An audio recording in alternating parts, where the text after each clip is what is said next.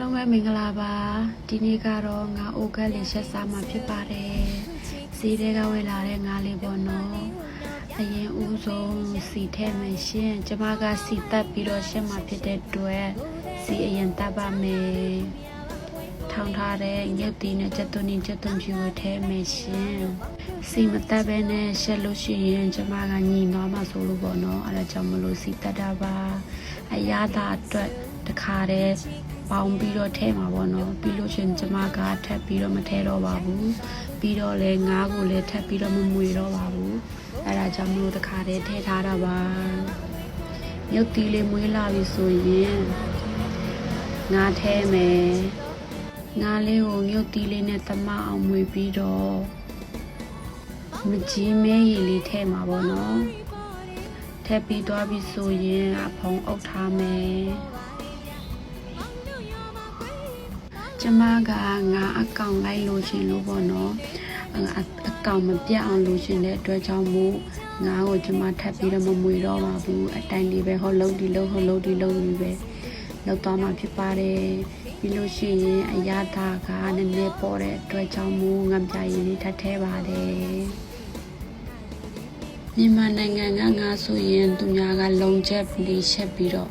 တခါတည်းအရသာတွေနေပြီးတော့ချက်လာပေါ့နော်ထိုင်းနိုင်ငံကငါးတွေကကျမကညီမဆိုးလို့ပေါ့နော်အဲ့လိုမျိုးစီတက်ပြီးတော့ကျမကရှက်တာပါ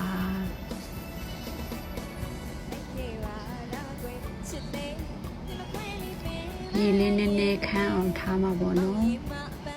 ရေလေးနည်းနည်းခန်းလာပြီဆိုရင်တော့ရှာလို့ရပါပြီမဆလာလေးအုပ်ပြီးတော့ပေါ့နော်ငါကနုနုလေးဖြစ်တဲ့အတွက်အကြာကြီးရှက်စရာမလိုဘူးပေါ့နော်မဆလာလေးအုပ်ပါမယ်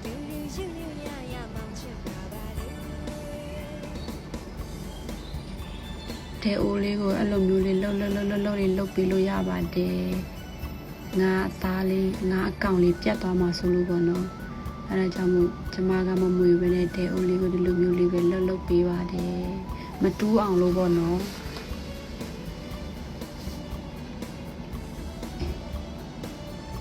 ရေနည်းနည်းလောက်ခန်းအောင်ထပ်ထားမှရှင်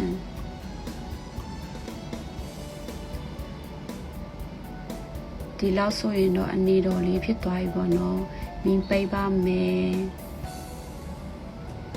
အရသာလေးနည်းနည်းထပ်ဆိုင်ကြည့်မှာပေါ့နော်အရသာကအတော်ပဲဖြစ်ပြီးမလို့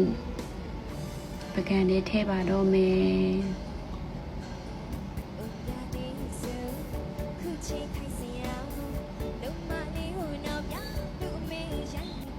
ဒီနေ့ရဲ့ဟင်းလေးကတော့ငါအိုကက်လေးပါရှင်စားခြင်းလို့ပေါ့နော်စီတွေကဝယ်လာခဲ့တာပါငါကဘာငါလို့ခေါ်လို့မသိဘူးရှင်ငခုံးမလည်းမဟုတ်ဘူးဘာငါလည်းမသိဘူးရှင်ဒီနေ့ကတော့ဒီလောက်ပဲပေါ့နော်ဘိုင်ဘိုင်